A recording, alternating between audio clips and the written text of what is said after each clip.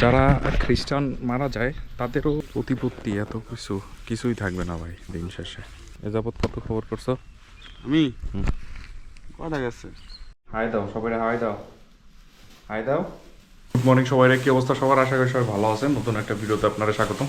আজকে অফিস ছুটির দিন ঘুমের তো উঠছি 4:30টার সময়, ওইটা ভিডিও টিডিও বানাইছি 5টা 5:30টার দিকে। ভিডিও টিডিও বানানো শেষ হওয়ার পরে ভোরের কথা বলতেছি, কিন্তু ওই সময় মাইকে অ্যালার্ম শুনছি যে আজকে কারেন্ট থাকবে না। দেখলাম যাই হোক, হয়তো ভালোই। তারপরে ভিডিও টিডিও বানানো শেষ করে তারপরে ঘুমাইতে গেলাম। 6টা বাজে ঘুম দিছি, উঠছি হলো একবারে 10টার সময়। তো সকালবেলা যে নাস্তা আনতে গেলাম, নাস্তা এই যে নাস্তা দেখেন বিছে গেছে করছি। তারপরে আনলাম ডাল আর মরিচ। বউ সকালবেলা ভোরেই উঠছিল, এর কাম করতেছিল। আমি আর পোলায় খালি ঘুমাইছিলাম ইচ্ছা মতো। তো খ্রিস্টান সম্প্রদায়ে কবর খরাইতেছে, ওই জায়গায় যাবো, চলেন আপনাকে দেখাই। বাবা যাবা তুমি? এই যে প্যান্টটা দেখেন কত বড়, পাও পর্যন্ত ঢাকিয়ে গেছে। এই দেখেন চলে আসছি আমরা কবরস্থানে। লাগছে প্রয়োজনীয় সমাধিতে আসার সময় শুক্রবার সকাল 10টা হইতে বিকেল 4টা পর্যন্ত। চলেন দেখাই ভিতরে।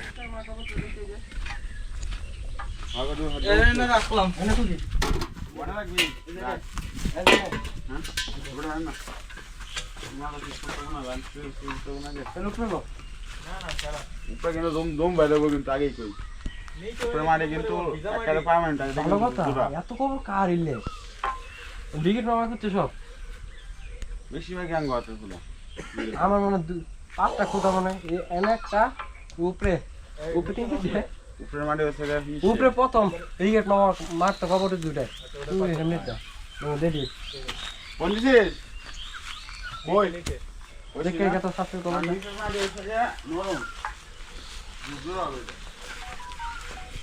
এটা মনে হয় হালাইন্যা বাড়ি নাকি?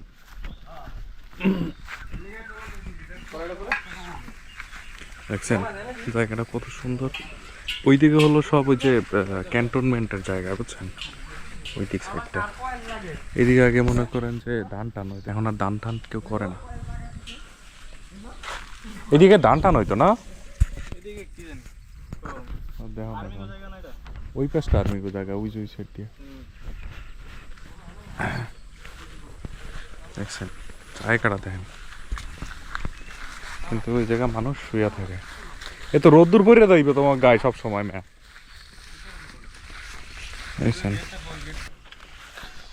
আপনিও মইরা গেলে এইসব জায়গায় থাকবেন, বুঝছেন, এই মাটিতেই মিশা যাবেন। এত প্রতিপত্তি এত কিছুই থাকবে না ভাই দিন শেষে, বুঝছেন। এই এত জমি, এত টাকা পয়সা, হ্যাঁ, এগুলো কিছুই সাথে নিয়ে যাইতে পারবেন না দিন শেষে।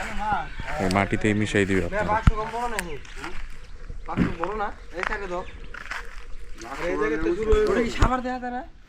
ওটা হলাম স্কুলটা মনে হয়, সাবান না, সাবান তো এইদিকে।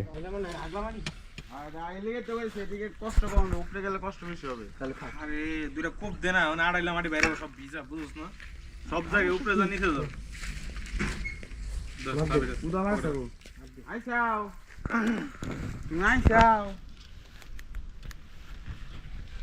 এটা কেডা? প্রার্থনা করা লাগে।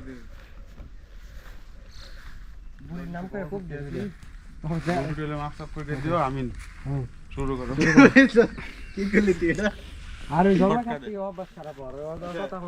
এটা তো মনে হয় কবর না? আরে কবর হয়েছে তো এই যে নিয়েছে।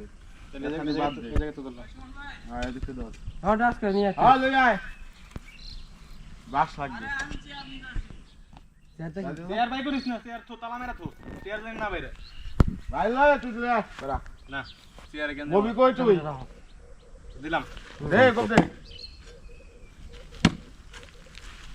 কত খবর করছো? এ যাবৎ কত খবর করছো? আমি কথা গেছে 40টা প্লাস। 40টা কোন দিকে? দেখা গেল রিগেট বাবু কিমান ভাই রিগেট বাবু আবে? হ্যাঁ আইতেছে। নাই বাক্স কয়াত রেডিমেড দিব নাকি বানানো? তো যাই রেডিমেড দেব। ওটা পরে বলে দেব।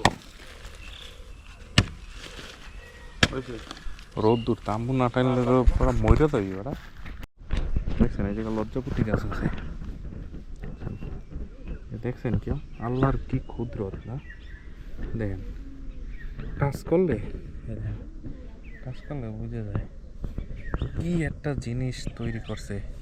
চিন্তা করেন, এআই জেনারেটেড মনে হইতেছে যে এরা ধরলে পরে বুঝে যাবে কি একটা জিনিস। দেখেন তো আল্লাহর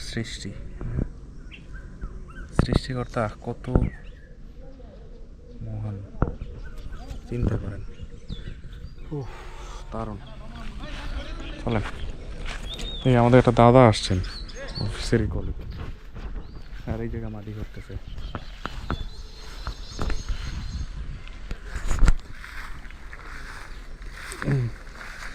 ও নাম কি? ফিলিপ দাস। আমার বাবার নাম দিলীপ। ও আগস্ট মাসে মারা গেছে। হ্যাঁ, কেমনে মারা গেল? হঠাৎ করে আর কি, মানে ভালো ছিল একবারে? হ্যাঁ এমনি সুস্থ ছিল। তারপর হচ্ছে যে প্রার্থনা সভা হইলো, বাসায় বিরিয়ানি রান্না করছিল, তো সবাই নিজের হাতেই খাওয়াইছে এই দিন, বুঝছেন। তো আমরা কিছু বুঝতে পারি না, পরে বাবাও খাইছে, খাওয়া দাওয়ার পরে দুপুরে একবার খাইছে, খাওয়া দাওয়ার পরে গ্যাসের প্রবলেম আছে, আবার হচ্ছে গিয়ে ধরা যে রাতে আবার খাওয়ার পরে আবার গ্যাস হয়েছে, ওই গ্যাসে বাথরুম বন্ধ হয়ে গেছে। তো নর্মালি আগেও এরকম হয়েছিল, ডাক্তারের কাছে নিয়ে যাওয়া লাগে, ডাক্তার ইঞ্জেকশন দিয়ে দেয়, আবার গ্যাস ঠিক হয়ে যায়। আগে এরকম একবার হয়েছে, এইবার যখন হয়েছে ডাক্তারের কাছে নিয়ে গেছি, ইঞ্জেকশন দেওয়ার পরের দিন আর কি, নিয়ে যাওয়ার পরে ডাক্তার রাখছে, তার মতো বলছে যে এটা আজ থেকে কিছুক্ষণ সময় লাগবে, ঠিক হয়ে যাবে আর কি, গ্যাসটা বের হয়ে যাবে।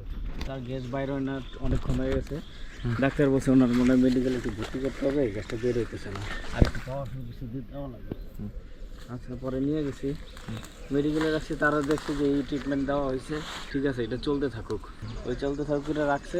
পরের দিন হচ্ছে কি আমি মানে ওই দিন রাতেই আবার আমি ওই যে বান্দরবন যাব, প্রোগ্রাম আছে, আমি রাতে বাবার সাথে দেখা করে চলে গেছি। পরে আমার বোন ছিল আর কি হসপিটালে, একদিন এক রাত থাকা লাগবে আর কি। তো কিছুক্ষণ ছিল, কথাবার্তা বলছে, পরে হঠাৎ দেখে বাবা ঘুমাই গেছে আর কি, ঘুমের মধ্যে স্ট্রোক করছে আর কি। ও বোঝে না, ও ধরেন যে ভোর রাতে হঠাৎ করে দেখে বাবা অনেকক্ষণ ধরে নড়ে না, এদিক ওদিক হয় না, পরে ডাক দিতে গেছে, হঠাৎ করে হাত দিয়ে দেখে গা ঠান্ডা, হাত একটু ঠান্ডা ঠান্ডা হয়ে আছে, না বুঝে ফ্যান বন্ধ করছে, পরে দেখা যায় পালস নাই। পরে নার্সে ডাক দিয়েছে, নার্সের মারা গেছে। হ্যাঁ রে কপাল। বুঝছেন, এই তো তো একটু আরো সুখের মৃত্যু, তাই যাই যা বলেন। হ্যাঁ ওই হিসাবে সুখের মৃত্যু, মেনে নেওয়াটা একটু কষ্ট হয়েছে, হ্যাঁ এটা ঠিক। 5ই আগস্ট মারা গেছে আমার এই মেয়ের 6 তারিখ। আপনার বাবা?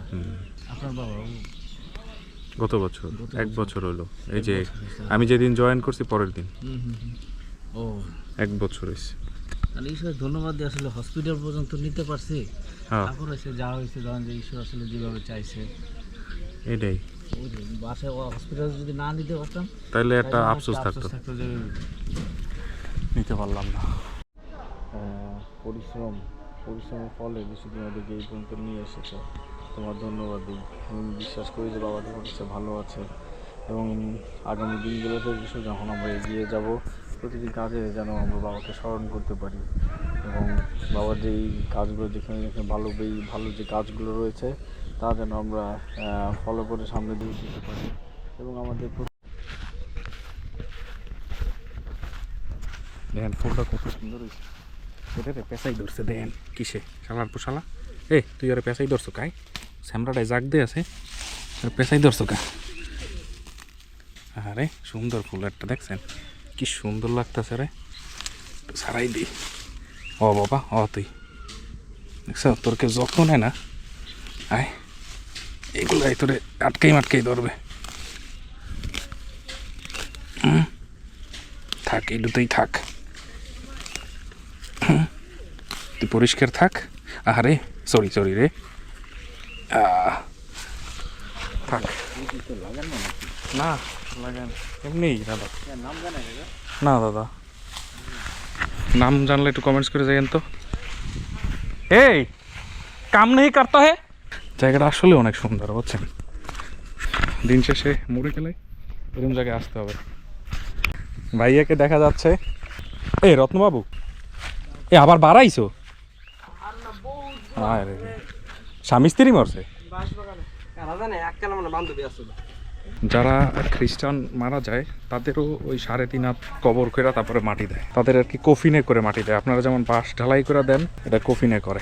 ওকে, পরে আরো নিয়ে আলোচনা করবো না। Bye. No papa telling lies, open your mouth. বাসায় চলে আসছি, পোলা একটু মোবাইল দেখে জনি জনি চিক ডিক চিক, তার নাও এটা রেডি করছে, পুরো প্যাকেট বানাইছে। All over.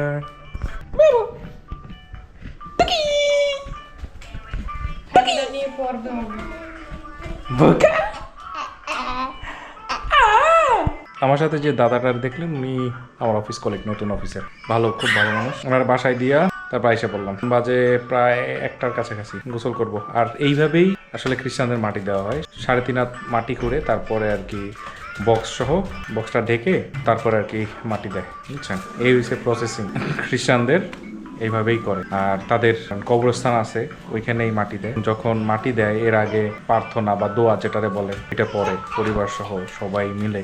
এখানে কোনো ভেদাভেদ নাই, যে কোনো মানুষ, যে কোনো লোক সেখানে আসতে পারে এবং তার রুহুর জন্য বা তার আত্মার জন্য হয়তো কোনো প্রার্থনা, বা যারা পরের প্রজন্ম আছে তাদের জন্য প্রার্থনা, এগুলো করে থাকে। তো এই হচ্ছে ব্যাপার স্যাপার, এই হচ্ছে বিষয়। তো ওই যে ছেলে মোবাইল দেখতেছে, গোসল করব, গোসল করার পরে একটু ঘুমাবো, তারপরে বিকেলে আর কি বেরোবো করতে।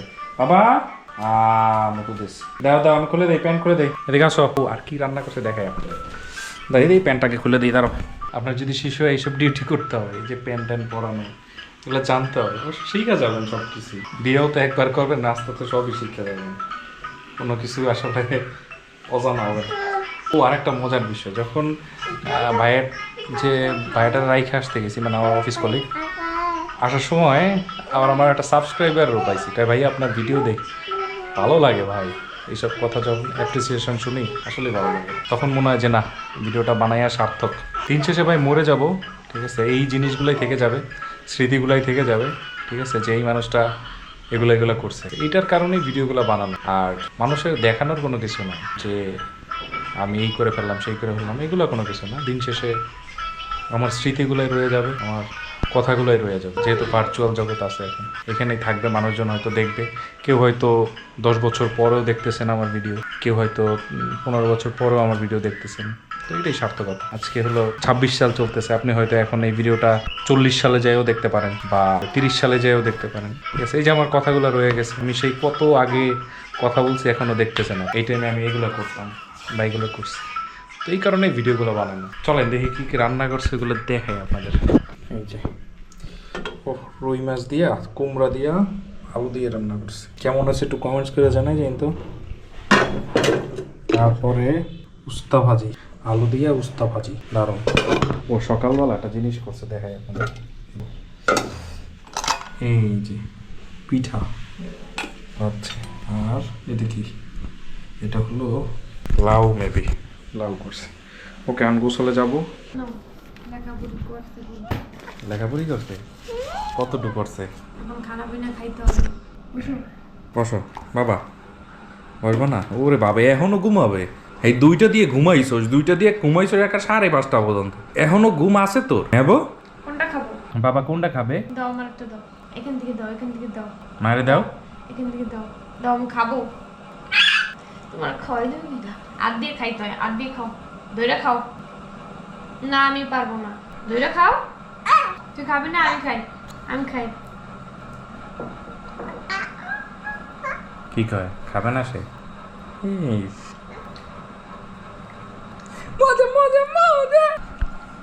তো কাহিনী হয়েছে, দুপুরে একটা ঘুম দিছিলাম আমরা সবাই, আমি উঠতে গেছিলাম, কিন্তু হেরা ঘুমাইছে ইচ্ছা মতো। 2টার সময় ঘুম শুরু করছে। দুইটাই বলে, 3টার সময় ঘুমাইছে, এর পরে ঘুমাইছে। কেডা? তুমি? হ্যাঁ, বাবা কি কয় এগুলা? তুমি তো আমি ঘুমাইছি আগে, তাই এটা কোনো মিথ্যা কথা বলতো না, এরকম মিথ্যা কথা। ঘুমাও নাই? আমি ঘুমাইলাম কোথায়? আমি তো চক্ষুটা বন্ধ করে রাখছি খালি। তাহলে আমরাই ঘুমাইছি। হ্যাঁ, পরে তো উঠতেই গেলাম, কারেন্ট ছিল না, ফ্যানটাও তোমাকে দিকে, ঘুমাবো কেমন? একটা ঘুম হয় ওই যে দেখেন ওই চার্জার ফ্যান ওইটা তাদের দিকে ছিল। আমি এই পাশে এক কোনায় একবারে পড়ে ঘুমাইছি কি গরমে একটু চোখটা বন্ধ করে রাখছি। সত্যি কথা বাইরে যে মুখ দিয়ে ও হয় পয়রা পয়রা ঘুমাইছি কি এটা সিলিপক টাং। তো একটু বাইরে ছিলাম, ওই যে ময়লা টলা হালাই দিয়ে আইয়া তাদের জন্য একটা পুরি নিয়ে এসেছি, সেটাই খাচ্ছে তারা দুজনে বসে। তো ভিডিওটা থেকে আজকের মতন এখানে বিদায়। কার কেমন লাগছে অবশ্যই কমেন্টস করে দেন। ভালো থাকেন, সুস্থ থাকেন, আল্লাহ হাফেজ। আমার বাবা খাচ্ছে। বলা কথা পানি কই